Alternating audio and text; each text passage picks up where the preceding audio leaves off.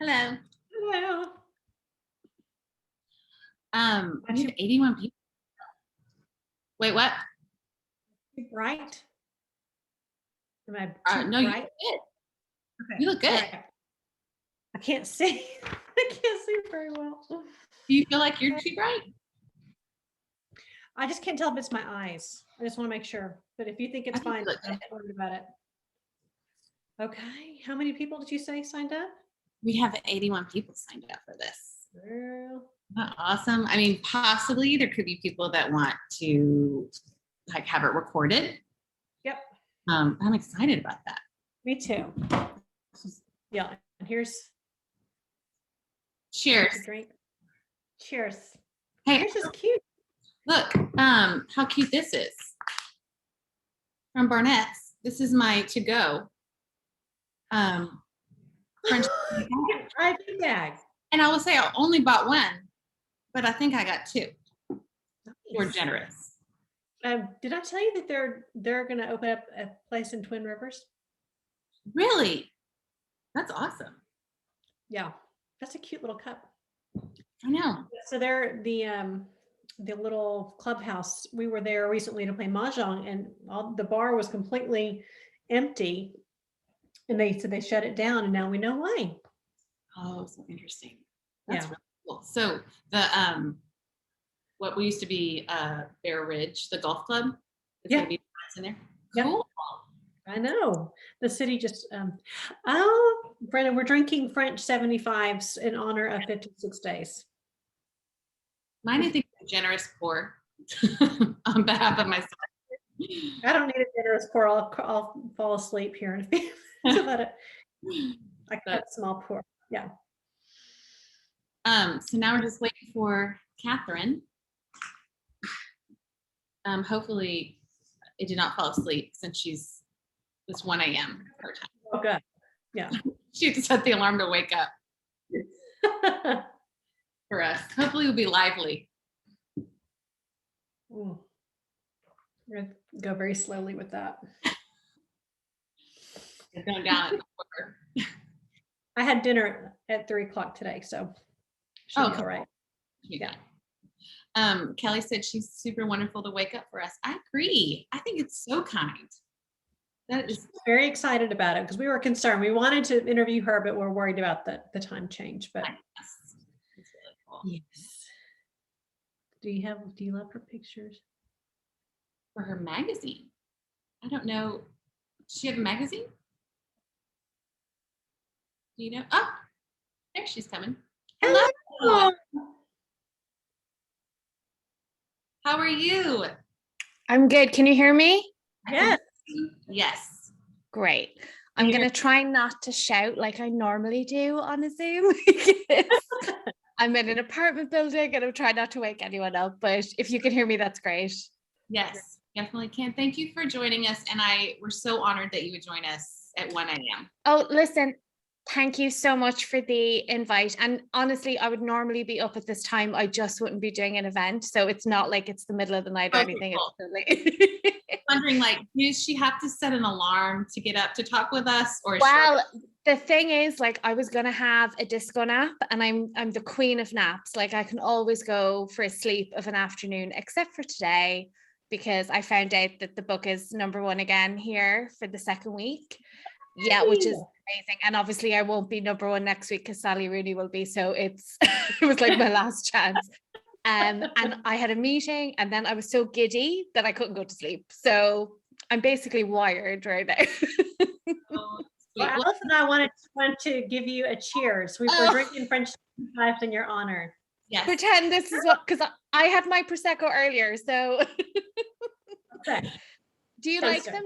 Do you normally drink a French 75 or was it just for now? I've never made one, but this is really good. It's like adult lemonade.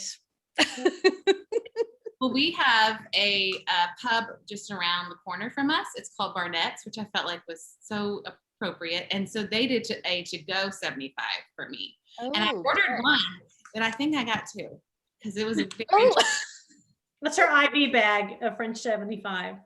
I know. Yeah. So So elegant. I know, I was like, I think I'm gonna pour it and rather than just stick a straw in it and drink from it. Yeah. To Capri Sun.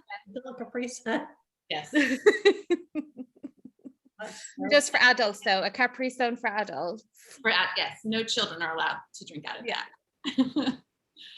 So funny. Well, we had, I think when I last looked, we had 81 people signed up for. Wow. Okay. So amazing. That's a lot more than you would normally, like that I would normally get on, you know, a Zoom. So is that a lot for you guys or normal? I mean, we had a couple of people who are in the book industry share it on their stories. So we might have gotten their followers, which we're happy for that. But we also record it while we do the interview. So even if we don't have 81 people show up, they'll definitely be viewing it. We even have a bookseller who is working now at Fabled, who is like, I'm going to watch the recording because obviously she's working right now. Yeah. So yeah, well, definitely this will be watched tomorrow or the next day for sure. Right. So yeah, what if you're okay starting at 7 o'clock? I'm sure people will come in, will keep coming in. But again, we're so honored to have you. And this book was so much fun to read. We have so many comments. And I want to say real quickly, and I'll probably reiterate this just for people that are coming in, for the most part, our questions are spoiler free. So if you have not read it, it won't spoil anything, but the last question will be. And so we'll give a warning. So if you need to exit and then come back and view the recording later after you've read it and your mind is blown, then, so just wanted to give a heads up about that. Elizabeth and I were going back and forth of like, should we not, should we? But I think we kind of got the impression that there are several people joining us who hadn't read it yet. And we're so excited to introduce you and all of your books to people who don't know here. So we're keeping it spoiler free. So, but I would love if you're in the chat and you're here, and if you have read it or not read it, I'd love for anybody to comment. And then if you have a question specifically for Catherine, you can type it in the Q&A and we'll try to get to it. We have several questions, but we try our best to get to it. And then at the end of our discussion, if you don't mind, Catherine, we're going to introduce our next book for book club, just real briefly. So yeah, okay, good. Cynthia says that she's halfway done. I'm so glad. Okay, good.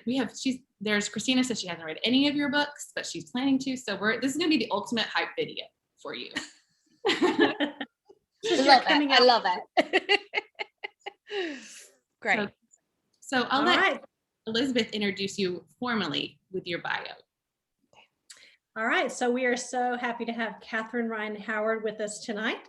She was born in Cork, Ireland. Her debut thriller, Distress Signals, was an Irish Times and USA Today bestseller and was shortlisted for the Crime Writers Association John Creasey New Blood Dagger and the Irish Crime Novel of the Year. Her second novel, The Liar's Girl, was a finalist for the 2019 Edgar Award for Best Novel. Her most recent novel, The Nothing Man, was #1 bestseller in her native Ireland. She lives in Dublin. And we are so happy to have you, Catherine. Thank you so much for having me. And hello, everyone from Dublin. Well, normally with these events, we like to mostly talk about the one book, the 56 days, but we really feel like there's people who are like, oh, I've never read any of her books before. She's kind of this wonderful Irish secret. We want to blow you up here in America. So not really, but figuratively. No, I want you to do that. So it's and so I kind of wanted to go back and talk about your book. So I read The Nothing Man, and one of our participants tonight is my friend Meredith Monday Schwartz from Currently Reading.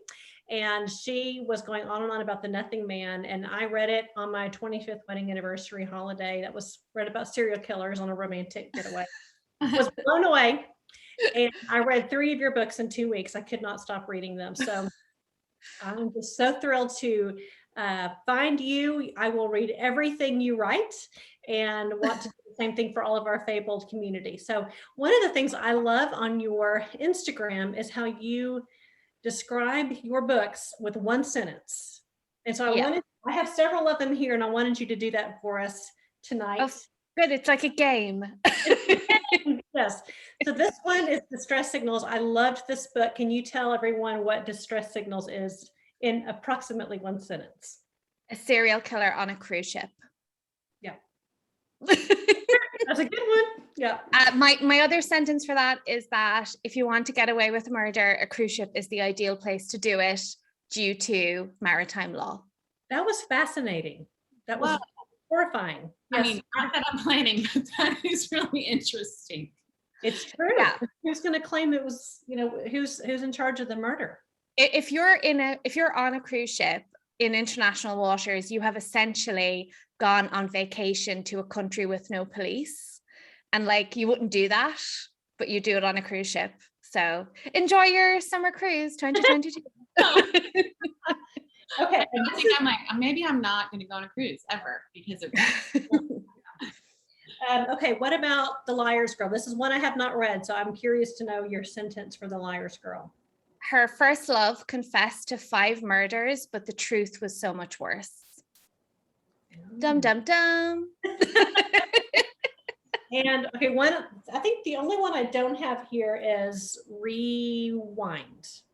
Can you tell us? Fatal Attraction meets Psycho.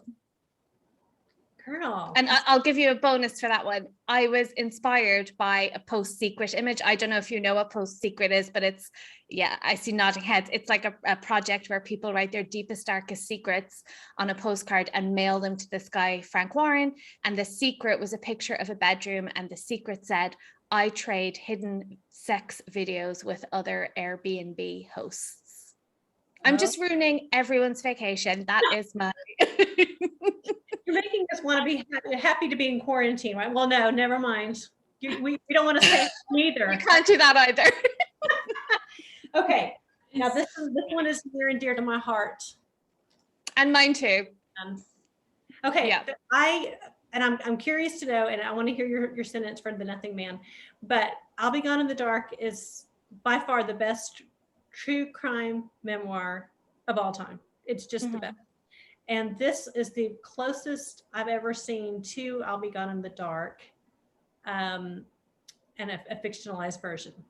Would you say? Well, I'm kind of curious. I take that as a huge compliment. I certainly, I am at pains to stress it's not about the Golden State Killer. It's a very similar type of offender. I see...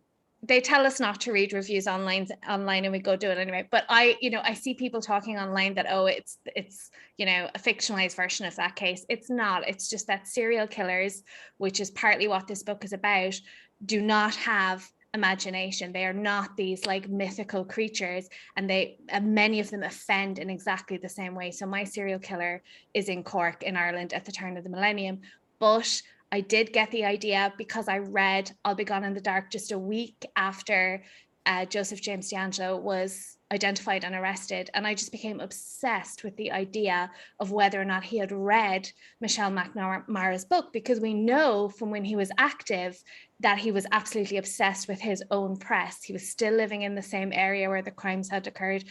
They didn't find any copies of the book in his house, reportedly, but I firmly believe he was aware of it and he probably did read it. And therefore, I started thinking about a killer who stopped a long time ago, who thought he had gotten away with it, and one day walks into a bookshop or supermarket, in this case, to be specific, and sees a book about himself on the shelf. So my one sentence after that very long intro is half a true crime memoir that I made up and half the killer's reaction to it as he reads. You and him are reading the book about him at the same time. And it'll be my top 10 favorites of the year. It was just... Oh, thank you. Okay.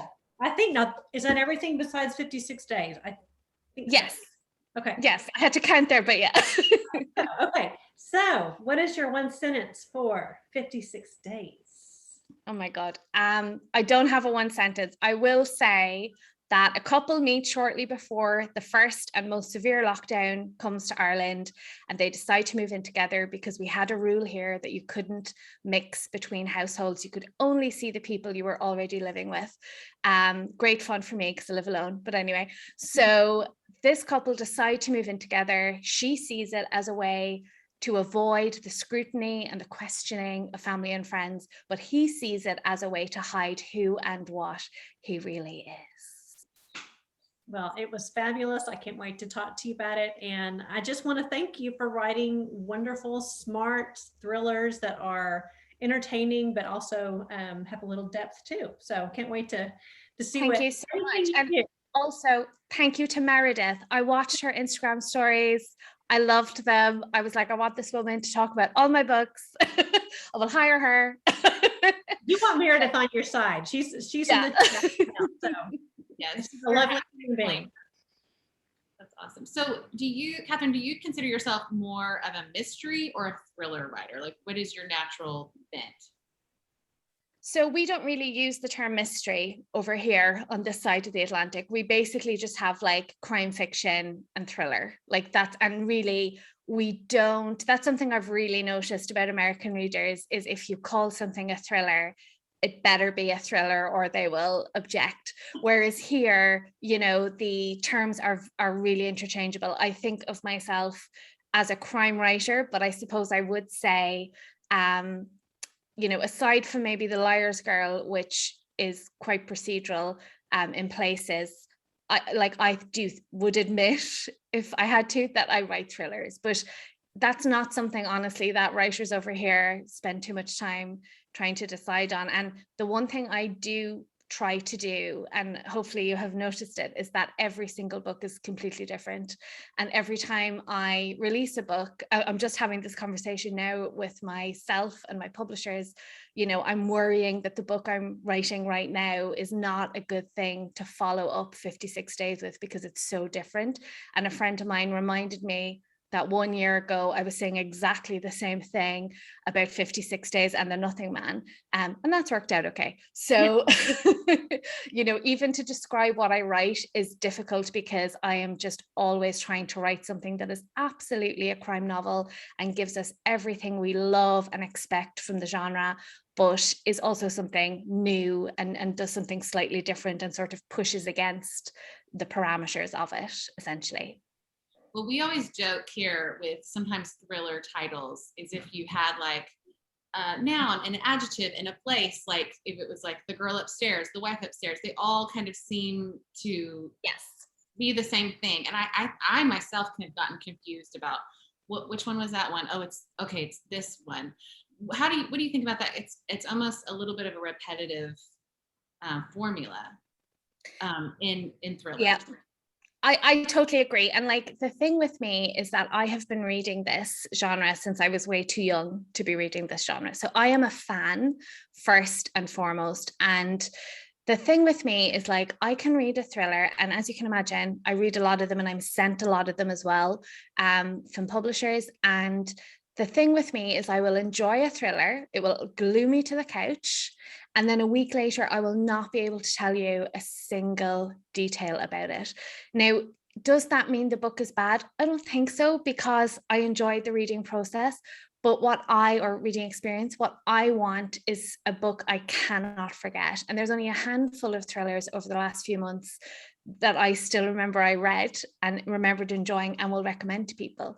So that's what I'm trying to avoid. I think I'm more familiar with the publishing landscape over here, obviously, than in the States, but I think there's a lot of parallels. And after Gone Girl basically exploded, and then we had The Girl on the Train, there was a lot more crime fiction, I think, sort of greenlit, to use like a Hollywood term, published than, had previously been. And I think that led to a glut of titles in the market. And, the crux of publishing is to provide the same thing again, but different. So it has to be familiar enough that you're like, I liked this one with the girl in the title, I shall also like this other one with girl in the title. She's on a different kind of transport now, I'll definitely read this one. But also different enough that it's actually different. And that's just really hard to do. So, I totally agree. As a reader, I find it increasingly difficult to find books that absolutely stand out. But at the same time, this is a genre, I think, of entertainment. And if all you get out of the book is a few enjoyable hours, the fact that you forget everything afterwards, maybe that's not a bad thing. Being very diplomatic about it all.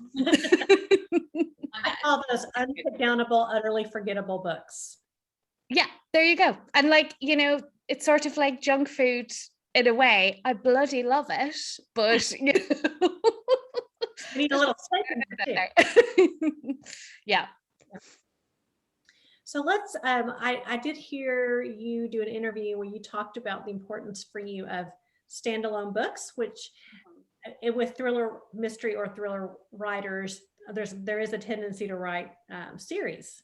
And I will say in the book industry, we always love the standalones because they're a lot easier to sell than number 23 of the series. So thank you for that.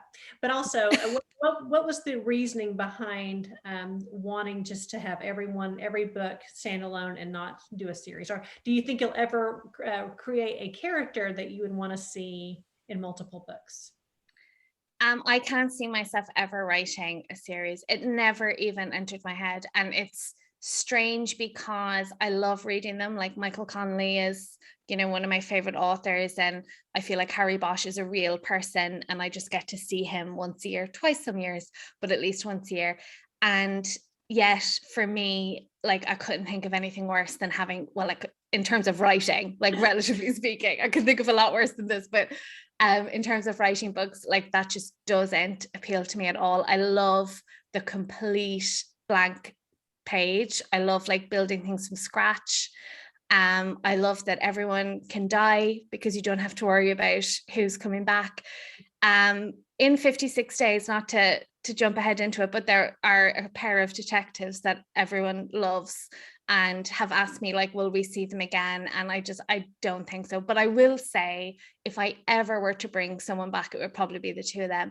But just for me, like, because every book is so different, like I'm halfway through my next book now, and I already know what the book after that will be. And they're nothing like any of the previous books. And I just, you know, I don't know what they will be like. The only connection between all of these books is that I wrote them, essentially, and people die. We can expect that. You're speaking my love language. I did mention to Elizabeth today, I just said, you're so dark, because she was mentioning things that she loved to read. And I was like, she can plow through them, all of those dark thrillers. Cold-hearted. Give me all the murder. Me too. This is a question I just thought of now. So I have my first cousin, who is a woman, is a homicide detective. And to me is like, I can't believe we share DNA, that is her, you know, preferred job. And she will tell me all the things that she like goes to like learn about blood splatter and whatever. And sometimes I even make her watch like popular documentaries so I can say, like, do you think this really happened? I mean, I felt like when in this, it was very true. And good, I've not experienced that, but it felt very true to what a real crime scene would be like. What kind of research do you do for that? As little as possible. I abhor research. So I have this is like one of my rants. I have a collection of rants that I bring out from time to time, and this is one of my favorite ones because I have a bit of a bugbear about the obligation on crime writers to make things accurate and realistic, because if we really did that, we would have 300 pages in the middle of the book where someone is just waiting for DNA results to come back. So, you know, we are not making documentaries, we are dramatizing real life, and so we have to take out the boring bits. And once you do that, you know, you can't be accurate or realistic, you can't stick to the truth. So I feel like my job is to convince people that this is what would happen. It's to make it feel true, but not necessarily be true to life.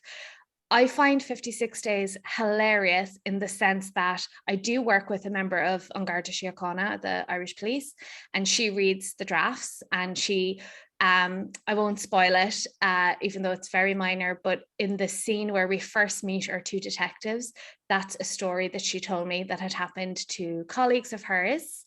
And she said it happens all the time, that one of them gets themselves into a jam and has to call a colleague and say, bring me my handcuff keys. And when she told me that, I was like, I don't care what my plot is, I am wedging that story in there somewhere. So I used it as a way to meet them. But what I wanted to do with this novel is I wanted to show that you can actually get away with crimes. You know, that when we see a dead body on TV in a drama like Law and Order or whatever, CSI, like there's automatically a murder investigation. There's automatically a swarm of technicians and everything like that. But the truth is, at least here in Ireland, if a dead body is found, the death will be investigated, but murder has to be established. And if it looks like it was an accident or, you know, something else, you don't automatically, you know, instigate this huge investigation. So I think it's ironically the most realistic investigation line I've ever done, but hilariously I have had some reaction from readers that it's quote unquote not realistic because of reasons I can't say without spoiling the book. But what they actually mean is that it's not realistic based on their unrealistic idea of law enforcement, which they have gotten from other fictional sources. So, you know, you're kind of between a rock and a hard place as a crime writer. And this is why I try and avoid Gardaí and procedurals. There's none in my next book at all. Well, I noticed, oh, what were you talking at, Allison? Did I interrupt you? Okay. I've noticed in your books, they are all told fairly, they're not told linearly. They're kind of told in different points in the story.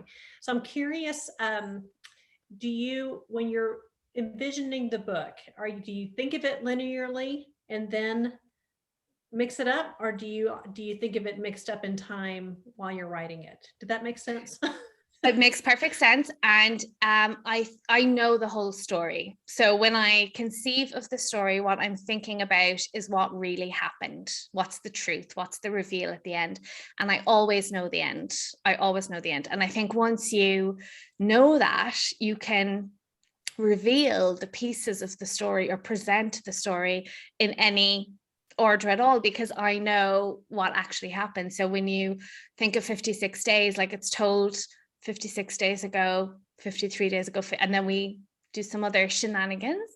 And that was relatively easy for me to do because I knew, you know, what the real story is and what had happened on each day. So, you know, going back to what I said earlier about trying to create a book that is absolutely a crime novel, but is also something like totally different and new, for me, the newness is always thus far in the structure. I always try and do something unusual with the structure, because the other thing is, like, I'm the first reader and I'm going to be stuck writing this book for at least a year, and I need to be entertained as well. And Distress Signals is the most like linear book I ever wrote, and it was my first novel. And, you know, presumably after that, I was just like, well, I've done that, now I have to do something new. And that's kind of what's happened with every book. Like, no two books are told the same way. And the book I'm writing now has a linear timeline and it's all squashed into, I think, 24 hours. But there is another element of the book that I will save as a surprise, which is again something different and puts a spin on the structure. Yes. I use a lot of Excel spreadsheets as well. How long does it take you to write a book?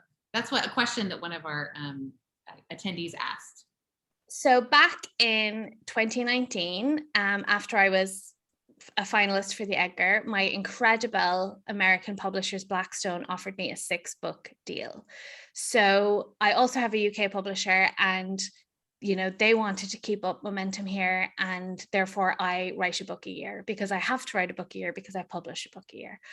It's my full-time job. I'm happily child-free and don't have, you know, there's no real, you know, drags on my time apart from writing. Like, I'm so lucky that I have my dream job. And as anyone who follows me on Instagram will know, like, I literally get up, I make coffee, and I like to say I sit down and I make stuff up. And so I sort of feel like I wouldn't have any excuse to take longer than, than a year.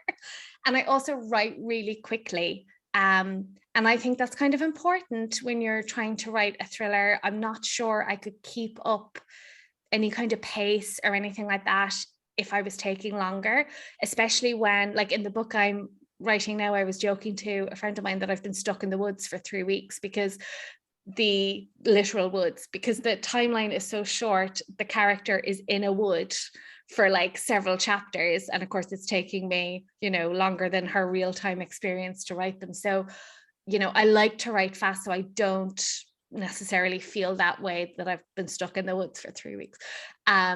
So yeah, a book a year is the very long answer to that, what was really a simple question. Well, tell us about your inspiration for writing it. And you said that you know the ending when you start, correct? Was there something that really sparked your interest in this particular plot line? Is this 56 days? Yes. Yeah. Well, yes. So flashback, I know no one wants to go there, March 2020. I was supposedly writing this other book. It's in the bin now, but it was about a shooting in a nightclub and the fallout in the media afterwards. I won't even go into it because it will never see the light of day. I was probably like 10,000 words into it and doing my absolute best to not write anymore. And my deadline was breathing down my neck and everything else. And then the world changed. And now I had an excuse to set the book aside and be late on my deadline. So I was like happy out. I watched Netflix and drank rosé and it was all good. And then I was like, well, I'm going to have to write something. And for years, I had this idea, a vague idea is too strong a word, honestly. It was like a shape in the mist about a couple who meet and fall in love, but all is not what it seems. And I knew what the truth was. And I knew the novel would begin with them meeting, but I had absolutely nothing to go in between.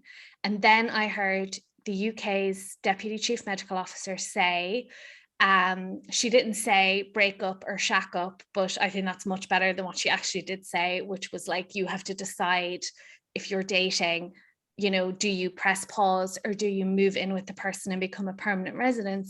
Because during lockdown, they're the only people you can see. You're not supposed to be mixing socially, even outside, with people who didn't live with you, because we had a very strict lockdown.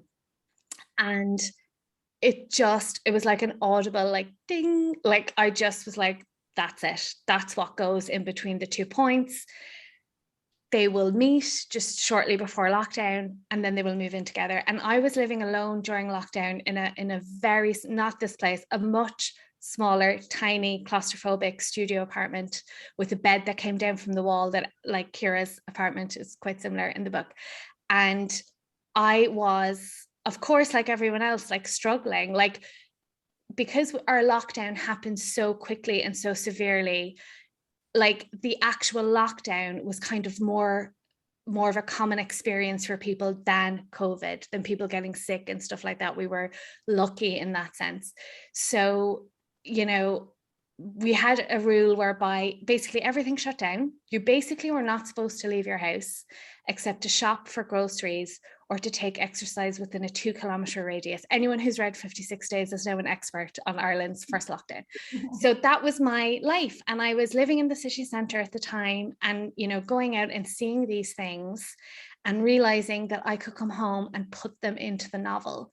So that's where the sort of real time, using real dates from that first lockdown came together too. And I've said this in other interviews, like the way I feel about it is that I would have written this book eventually in some form. And if fictional people exist somewhere, they would have met in some form, in some fashion. But lockdown gave the three of us the opportunity for it to happen this way, which I think is the best way, and anything else would have just been inferior. I absolutely, well, first of all, Alison and I've talked in the past about, you know, World War II fiction. It's everywhere. Everyone kind of loves it. One of these days, our kids or something, I'm going to talk about COVID fiction, things that happened during COVID. And so when I picked up 56 Days, I'm like, here we go. This is great. And I'm curious to know what people, how they've received that. I know there's some people that are like, it's too soon, triggering. For me, I I loved it because I kind of had forgotten I mean, we are still in a pandemic, but it is not March 2020. And we know a whole lot more now than we did 18 months ago. So in a way, it was almost hopeful. I thought, good grief, we've come a long way, in 18 months. But what has been the overall reception of COVID fiction for a #1 bestseller? Very different depending on what side of the Atlantic you are on. So over here, everyone has pretty much had the same reaction my publisher had when I told them, when I was like, surprise, I've written this lockdown novel, which was like, I didn't think I wanted to read about that first lockdown or anything to do with the pandemic, but actually, first of all, that's not really once you finish the novel, I don't think you look back and say, this is about the pandemic. Like, it's really about the experience of the literal lockdown and how these people fared in it or took advantage of it or whatever. And there has been, it's funny that how you described it there, because there has been this sort of nostalgia for those early days. Like, that's what readers have been experiencing, because our lockdown was so strict, and so much has changed since then globally. And here in Ireland, we ended up having 3 lockdowns, and we're only loosening our last restrictions now over the coming weeks, and we couldn't even travel. It was illegal to travel until July. So July just passed. So, a lot of things happened that people forgot about. I forgot many things myself. And when I was looking up dates and rules and what you could do on what day, I got a few surprises. And like, one of the biggest things for me was that, why did we not all put on masks immediately? Like, in Ireland, that wasn't even a thing for 2 or 3 months. And we were just going about our business and, going into shops and not wearing them and being on public transport and stuff. So there is that element of nostalgia. The book is #1 here today for the second week. So obviously most people are fine with reading a book about lockdown. And I think a common reaction has been, I didn't think I wanted to read a book about lockdown, but I did want to read this, as it turns out. I will say it is clear to me, and I knew this beforehand anyway, because I keep up with the news, the experience of this in the States and even state to state is completely different to what we've had here in Ireland. When we locked down, we had a total of 2,000 cases among 5 million people. The leader of our country had previously worked as a medical doctor. Like, as we would say here in Ireland, there was no messing. Like, it was just, this is a big issue and we lock down and let's go. So the horrors that I know people have experienced in other countries, are just not really, luckily, thankfully, for the most part, not what we experienced here. I remember talking to someone in New York who described sirens just 24 hours a day going past their building. Like, that is not what happened here. And so I am not going to say to anyone, get over it, read this book. Like, if you don't want to revisit that time, I totally understand. And there's many people who will never read a book that in any way describes the reality of 2020, 2021. Let's hope it doesn't go into 22. But so I think if I had to sum it up, I would say the reaction is the exact same one my editor had when she read this partial at first, which was, I didn't think I wanted to read a book set in lockdown, #1, but actually I enjoyed this. So I hope that continues to be everyone's reaction. I was surprised how, like you said, nostalgia was exactly how I felt, where I was like, oh, do you remember when we write down our groceries? I mean, yes. Suddenly we weren't.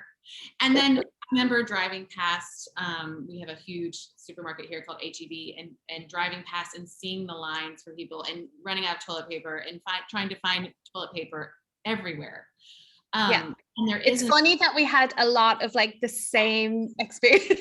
I was like that. I mean, I comforted, I guess, in some way that it was this shared worldwide, like even the specifics, which is, I get crazy, and that we will be talking about this forever. And I think somebody mentioned on the chat that they had told people it's not about a book about COVID, it's about lockdown. And I like that. Yeah. That kind of what you're saying, like narrowing in on that specific act rather than like everybody has lost someone, everyone has known someone who has had complications, and just really that one experience and how a thriller can I guess happen. And even when we got to, during our lockdown, the bookshop got to remain somewhat of a working entity because we got to rename ourselves as a shipping and distribution center. So our allowed us to bring in a couple of people, and we shipped books and different books boxes everywhere. And so at the end of the day, and I don't know if everyone felt this way, I felt like at 2:00 it was the end of the day. It was like you'd spent everything, your whole emotional energy. And I would drive home and I would just feel like you're the only one on the road. And I would say, what happens if crime occurs? Like, no one's going to find out. Like, if you were going to commit a crime, this would be the perfect time. No one would find out. No one would see it happen because we were pretty much a ghost town. And all, like, I presume it was the same with you, like all our law enforcement was kind of taken up with, because we brought in legislation here, which basically meant if you broke the rules, like you could be arrested and fined. I don't think anyone was actually like sent to prison or anything, but that's what they were out doing. And they like drafted trainees from the Garda College, to make up the numbers. And I remember, because all my family lives in Cork, which is like nearly a 3-hour drive away, and none of my close friends lived within my 2 kilometers. And I will never break a rule. Like, I'm such a good girl when it comes to rules, especially because I wanted to be a virologist in a previous life. I wanted to study the Ebola virus. We won't even go into it, but I knew that like they weren't exaggerating the danger. So like I was absolutely doing everything I was told. And it did cross my mind one day, like your moment in the car, I just felt like I could be getting up to anything up here and my mother would never know, because there'd be no, like, I could be doing anything. I legally cannot travel to see anyone I know. I obviously don't have colleagues, but even if I did, I couldn't have been going to work. And the streets were empty. So for a crime writer, it was just sort of too good an opportunity to pass up. But like, as I said, and as you know, no one gets sick. No one even has a test. It's not about this horrendous disease. It's about the circumstances of lockdown. Right. Absolutely. You handled it beautifully. And it is interesting thinking about, there is a difference between COVID and the quarantine. And we were, I have college age children. And so we were all, my friends and I, aside and apart from the horrors of the disease, we were kind of loving it because our college kids came home and we didn't have things at night. And so there is a nostalgia to the initial days. No, 18 months later, we're officially over it. Yeah. But go back to college. Done. But those first, I kind of miss that. Not the grocery store, not the terror. There isn't, you can kind of let go of that and remember the nostalgia. So I think that's what, weird way, this book kind of did bring me warm fuzzies for the initial quarantine. Strangely. Strange world, so it fits really. Yes. Okay, so talking about kind of your writing process, and Meredith asked a good question about if you have any writing rituals, and I wanted to piggyback on that, and I'm hopefully not really spoiling anything. It's just more of like the structure of the book, where there's a point where you discover that there's 3 points of view. There's, what you thought was that, and something else. And I loved that. So I love to be surprised in a book. And I was wondering, when you sit down to write, do you intend on that? Is there anything for you that is a surprise when you're writing it, where you say, oh, I didn't intend to go this way?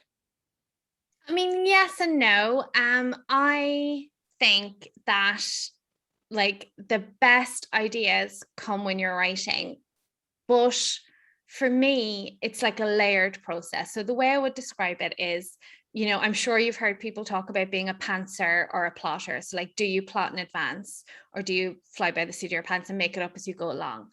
I would argue that we're all doing the same thing, just at different stages, but I do like to plot in advance. And the reason I do that is because it gives me a confidence. I feel like, you know, I know the structure is sound. So then I can go in and do the fun bit, like painting the walls and picking out furniture and et cetera, et cetera. So that's layer one. And then when I sit down to write like the second draft, that's layer two. And then new ideas are coming in all the time, better ideas, tighter ideas, better twists. But if I just made that first draft up as I went along, I'd be like a layer behind. It's kind of hard to describe, but like, that's how I feel like by plotting in advance, I'm sort of giving myself a better chance of having better ideas on the go, if that makes sense.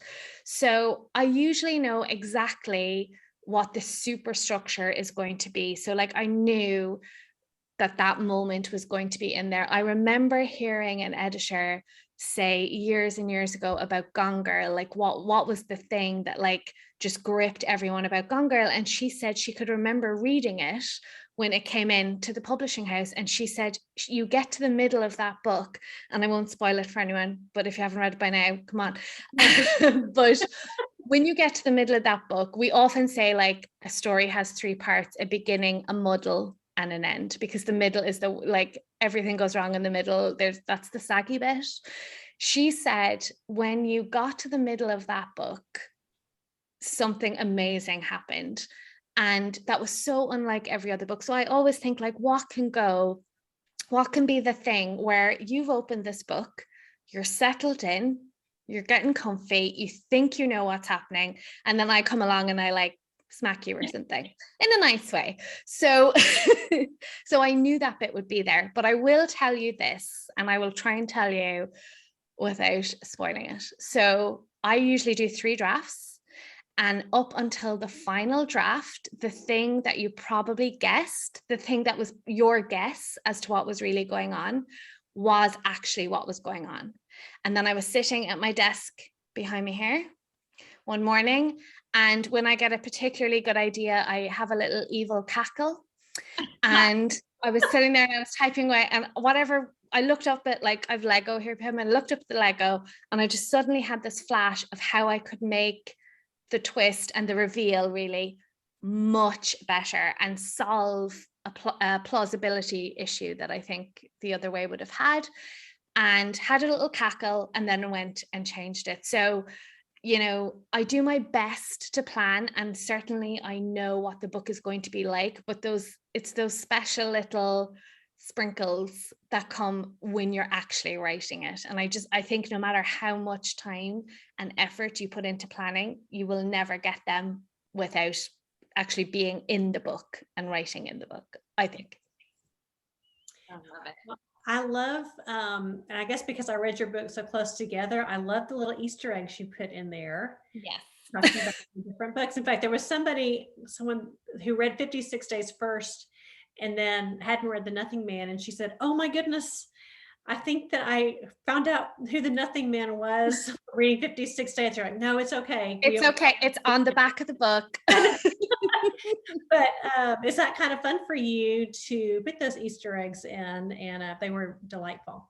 There's also evil cackling that goes on when I do that. So I just love it. I feel like someone described, I think it was about 56 days. Someone said I was building the CRH universe, you know, that like all these things happened in some fictional universe. And I love that idea.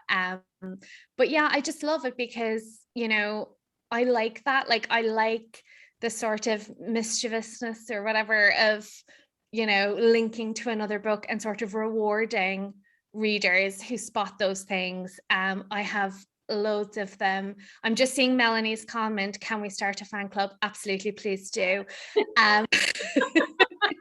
Invite me.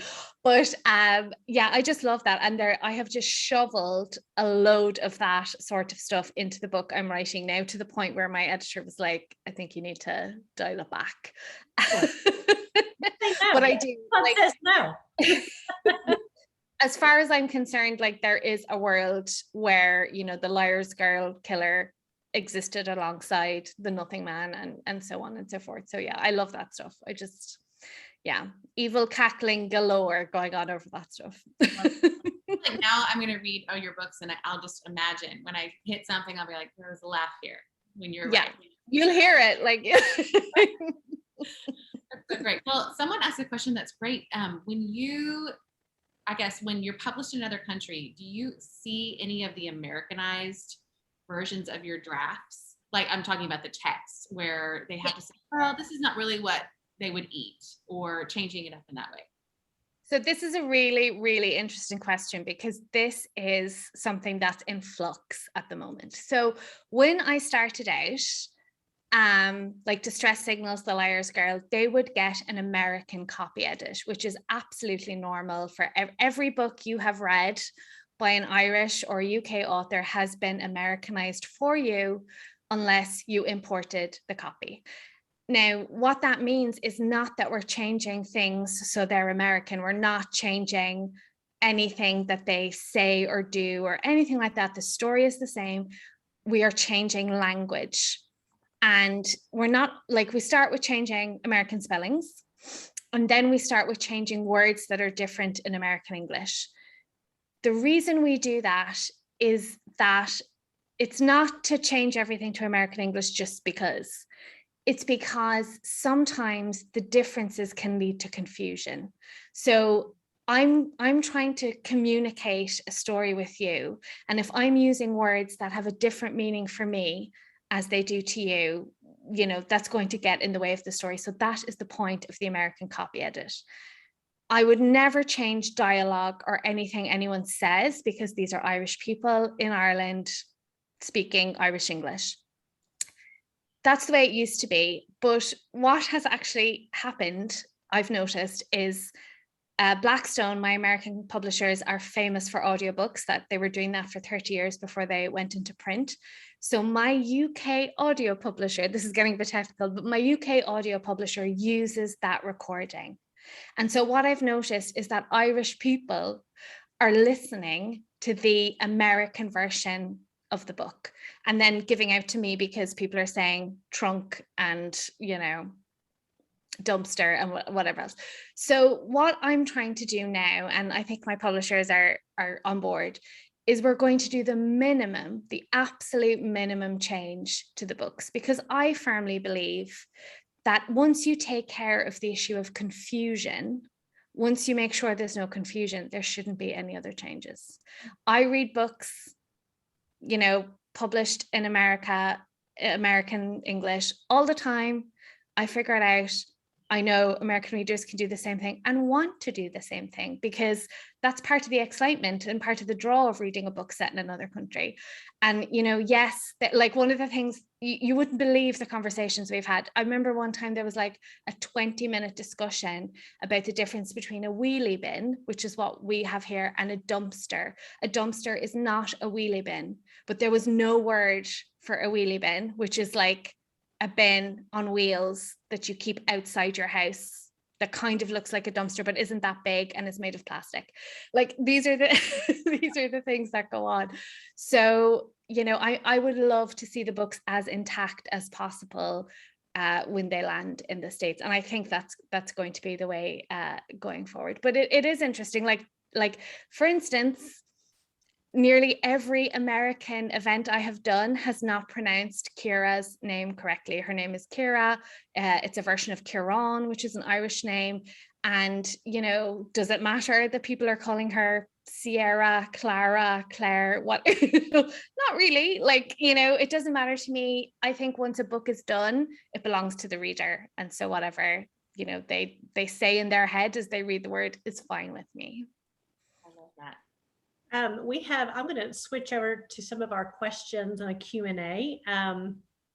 One thing I know Meredith asked do you think that we should read your books in order because of the Easter egg situation? You don't need to, because they're never spoilers. Okay. Never spoilers. And who are some of your favorite crime fiction authors to read? Or maybe even Irish authors that we maybe don't know as well over here that you would recommend? So we have a lot of Irish female crime writers. There's like a whole gang of us. And like, I would love, of course, for American readers to read more of us. I'm not sure if all of them are published, in the States. I know Liz Nugent is. She has written several books. Friend of mine, love her books. A hugely popular writer here in Ireland. So I definitely recommend her. And these are all friends. A friend of mine, Andrea Carter. She writes amazingly atmospheric novels that are set on the Inishowen Peninsula, which is in the north, but in the part of the north that's the Irish Republic, so not Northern Ireland. And they're brilliant, and they feature like a lawyer who is running like the most northerly practice on the island of Ireland. They're fantastic. One of my favorite Irish female crime writers is Jane Casey. Remember when I said that I, love to read series, however, I would not want to write them. I think her series is honestly like the gold standard one. It's up there with the best of them in terms of, she doesn't just keep up how good the books are, they get better and better. Honestly, I think she's fantastic. So if you could track down copies of her. I'm actually writing these down for the Jane story. Jane Casey.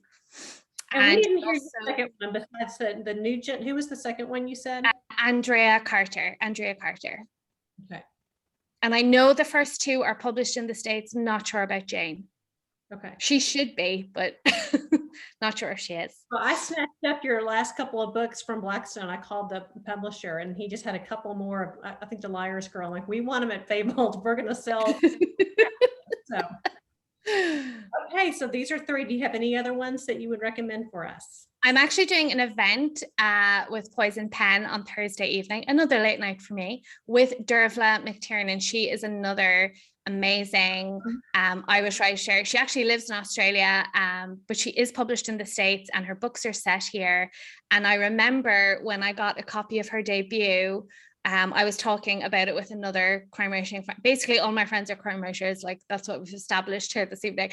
But we were, talking about it, and I said she has to have a member of the Gardaí in her family. Like, she has to be married to one, or she worked as one, or her father or something, because I just felt I had never read such an authentic feeling depiction of the Irish Gardaí, and it turns out it was just research. So I think her books are brilliant, and I'm currently reading I loved it, just absolutely loved it. And she has signed as far as I know, like a mega deal, and I think her next standalone novel, which I think could be her first standalone novel, is about an innocent man on death row. I wouldn't like to repeat the premise now because I'll pitch it wrong, but it sounded absolutely amazing, so I'd recommend her as well. That's great. I had one question that they missed the first name that you mentioned. Liz Nugent. Okay, Liz Nugent, great. Okay, so I'm going to give everybody who has not finished the book the opportunity to leave the room or just close out your Zoom, and we will send a recording tomorrow. So once you finish the book, you can listen to this part of the conversation. But you don't want to miss you just go to the bathroom and come back, because we will just turn the volume off, and then we'll all wave at you when we have done this bit. That's right. That'll be fine. We should have thought about that first. That's great. So let's talk about the twist, which I believe there's somewhat two twists. Okay, I'm really interested to hear because normally we can't talk about this stuff at events, so I love to hear this sort of discussion. Well, first, the point of view was one of those, like in Gone Girl, where you just are interrupted, where you're like, excuse me, who is telling the truth here? Who is Ciara? And that was one of them, which I loved. And then the end, of course, when you discover who she really is, because I do think that it was built up, for me at least, and I was checking with Elizabeth, that she would be the sister of the boy who died. Yeah.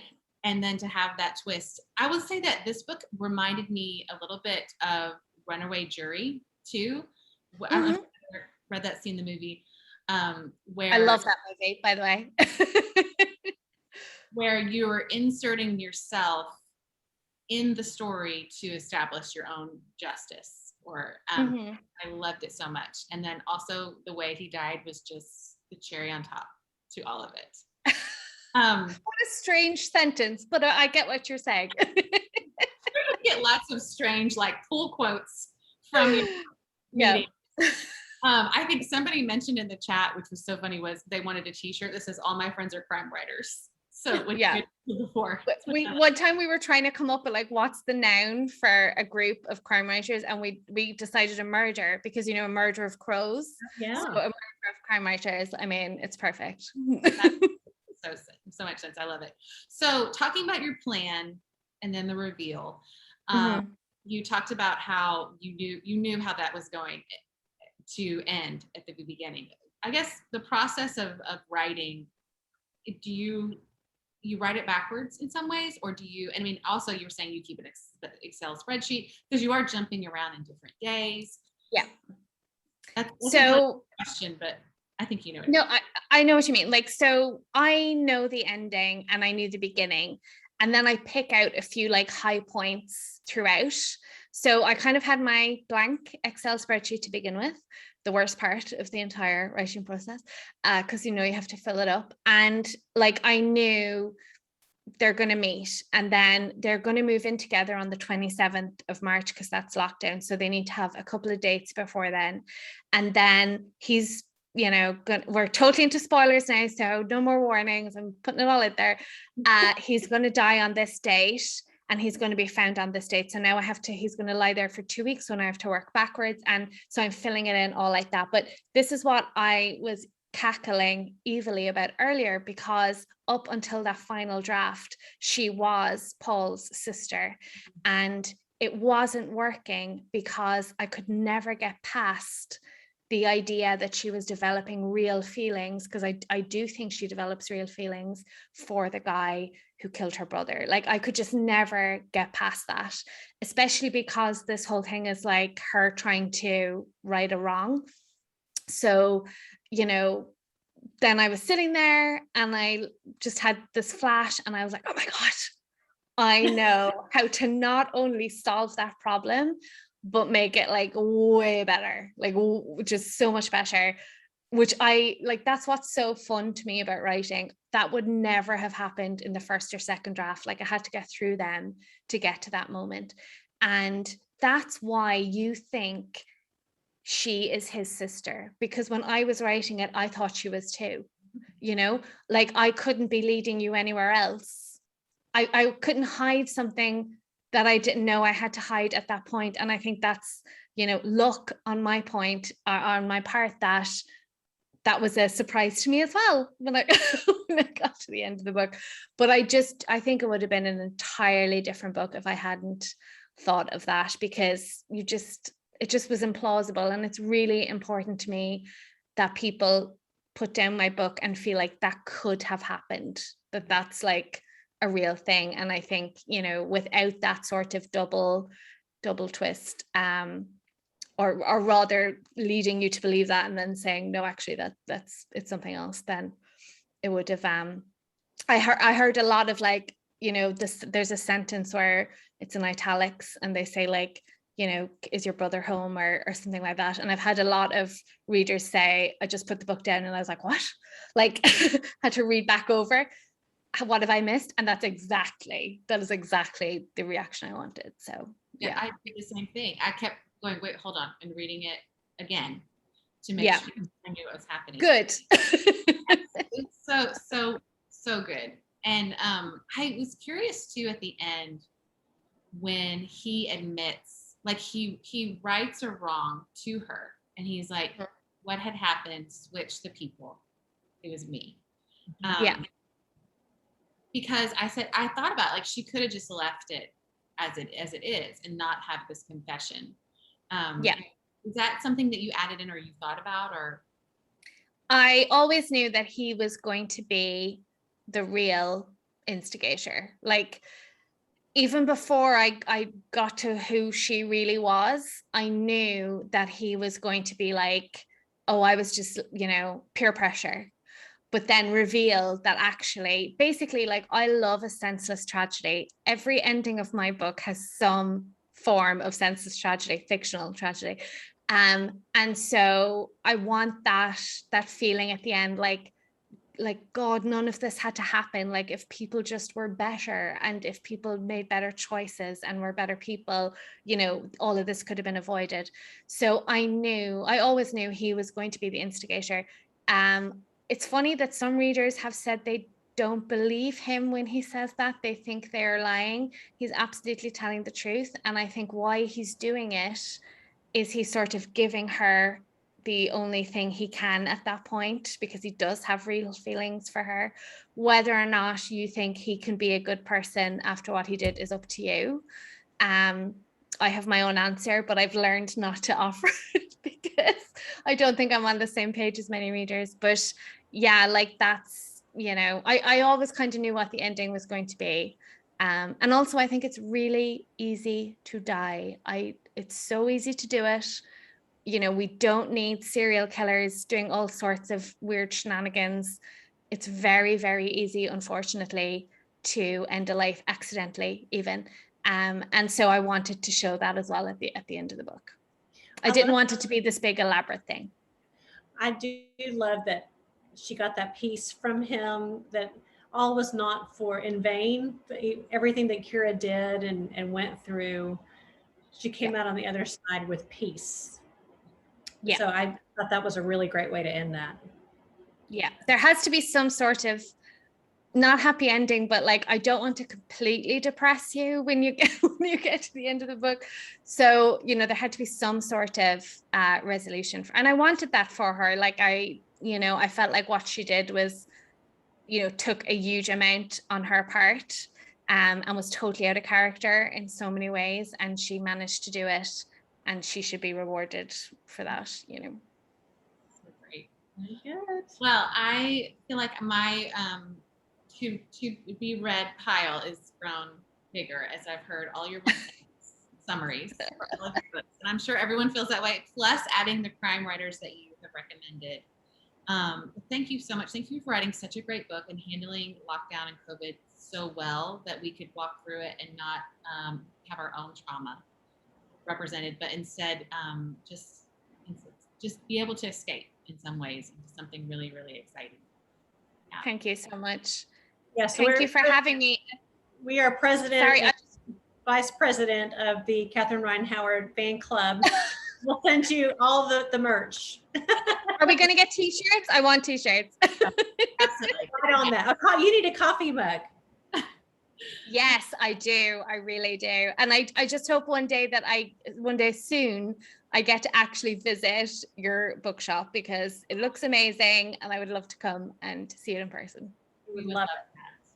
Well, if everyone hopefully has come back from who hasn't finished the book, come back from the restroom or wherever here's the sign from Elizabeth to come back.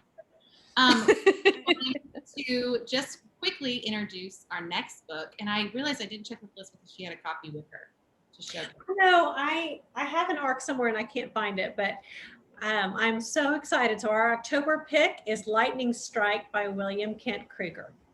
And I am a huge fan of his work. He's one of my absolute favorite authors. And I just thought, you know what, we're going to give it a try and see if he would be willing to join us. And he said, absolutely, he'd love to. So we're going to talk about that wonderful series of his, and he'll be joining us in October. So pick up a copy of Lightning Strike either in the store or on our website. Yes, and I have posted links to sign up for our Zoom for next month, as well as a link to the event so you can purchase the book from us. We would love it. We have lots of copies in the shop. Catherine, thank you again. We truly, truly appreciate you staying up late for us, and we look forward to seeing what else you come out with next. Thank you, guys. Thank you so much. Good night from Dublin. Bye. Bye.